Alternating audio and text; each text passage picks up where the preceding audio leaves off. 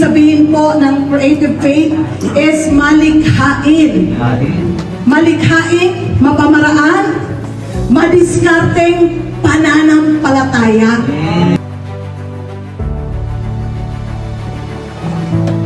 The last question is, do I trust that God favors me and wants to work in my life? Kaya mo ba mag-trust? Ginawa mo ang paraan mo. Ginawa mo ang diskarte mo. Ginawa mo ang disposition mo. Ayun. Andito ka na! Hey! Sinicelebrate natin ang bawat isa. Ituloy-tuloy na natin ang pagpupursigi. Ituloy-tuloy na natin na masaya tayong naglilingkod kay Lord. And let's trust that God will favor us. Amen. And He will work. He will work. Magtatrabaho. Paano kaya nagtatrabaho si Lord? Paano kaya nagtatrabaho? Ako kapatid, sabi ng Bible, hindi natutulog si Lord. Amen. Pag nagtatrabaho siya, sigurado may resulta. Philippians 1:6. He who began a good work in you is faithful to complete it until the day of His coming.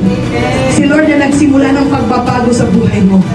Si Lord na nagsimula na umasenso ang buhay mo. Si Lord na nagsimula na buuin ang pagkatao mo. Si Lord na nagsimula na sinasabi niya sa akin, may kinabukasan ka, may future ka, may pagbabago ang buhay mo. Binigyan ka ng dignidad, binigyan ka ng pag-asa. Kapatid, the Lord who started a good work, sabihin natin lahat, good work. It's a good work kasi hindi ka bibitawan ni Lord. Hindi ka bibitawan ni Lord. Hindi ka bibitawan ni Lord. Tanggapin mo yan, kapatid. Hawak ni Lord ang pamilya mo. Hawak ni Lord ang kinabukasan mo. Trust God's favor.